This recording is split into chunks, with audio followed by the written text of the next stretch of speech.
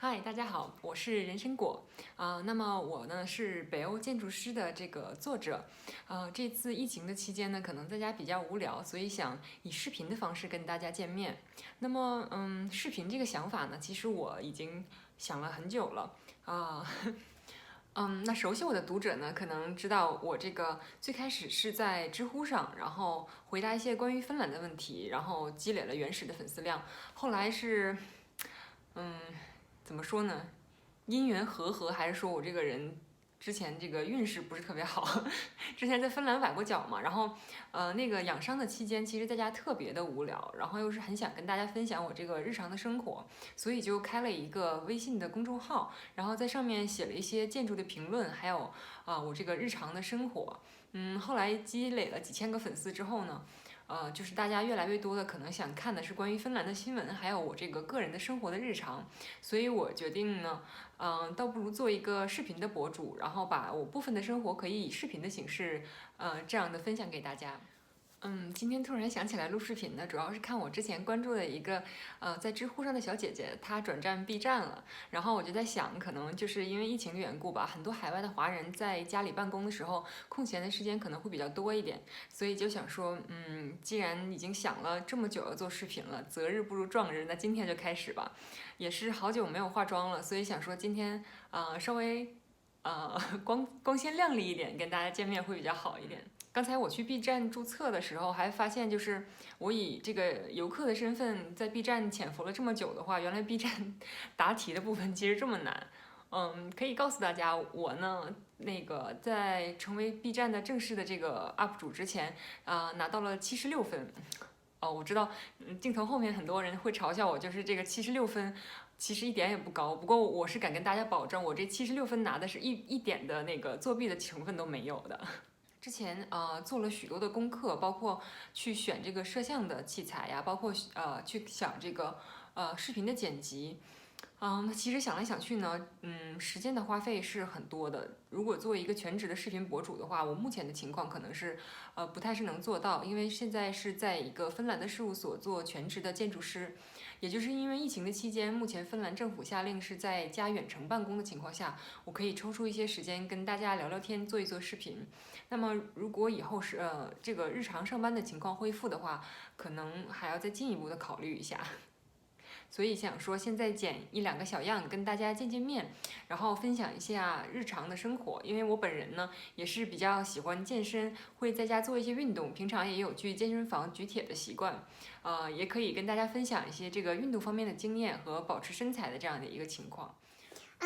大家可能发现我这个镜头好像那个动了一下，因为刚才我是想说这个角度可能不是特别的好，然后想试着站起来录一下这个视频，结果发现站起来效果也并不好。那么我们坐下来继续聊。然后，如果经常关注我公众号的同学可能会知道，我偶尔会接一些这个商业广告的拍摄的工作，主要的工作呢就是拍摄一些视频广告，比如说投放在电视上和这个平面广告上面。可能是因为芬兰这边亚洲人比较少吧，然后个子高的人可能也不是特别多，这个刚好这个市场就让我钻了空子。作为一个东北姑娘，我可以告诉大家我的身高是1.75米，虽然就是长了一张比较圆的脸，大家看我头像可能都猜我是1.55米左右。不过我的体积还是挺大的。可能很多朋友都关心芬兰的这个疫情的情况，要我说的话，目前的情况是非常的不乐观。虽然芬兰的政府呢，已经出台了一些政策，比如说要关闭餐馆，比如说要限制这个首都大区的这个出行，但是我感觉芬兰人民的心里是完全没有在乎这件事情的。就是周末的时候，酒吧人还是满的，餐厅人还是满的。虽然我没有赶去市中心，但是据我的同事跟朋友们说呢，芬兰人的生活一切如常，完全没有把它放在心上。然后前两天就有那个芬兰防疫中心的一个医生就暴走了嘛，他对这个情况就特别的生气，然后带着脏话把它发到了这个社交的媒体上，然而我觉得并没有什么作用。不过你看这个芬兰人啊，他其实挺有意思的，虽然表面上我完全不在乎的一副样子，但是私底下他会暗戳戳的去囤货。就是我们在去超市的时候，大家所有的同学都发现了，这个芬兰的超市所有厕纸也被抢光了，就跟英国跟美国是一个情况。我也不是很懂为什么大家会在抢厕纸，因为虽然厕纸在上一周被销售一空之后呢，超市的补货的这个速度其实是非常快的，因为我们知道芬兰是一个以森林跟湖泊为主的一个产纸的大国。如果说芬兰也缺纸的话，我觉得可能全世界其他国家也没有什么厕纸可以用了。但是芬兰人还是依然跟风去买了这个厕纸。不但买厕纸，他们还囤一些，比如面粉、酵母、糖、鸡蛋跟牛奶这些东西。那么现在很多大超市呢也出台了这个举措，就是限制购买面粉、糖类、鸡蛋之类的东西，每个人是限购2份，就是防止大家这个在不理智的情况下疯狂的去囤货。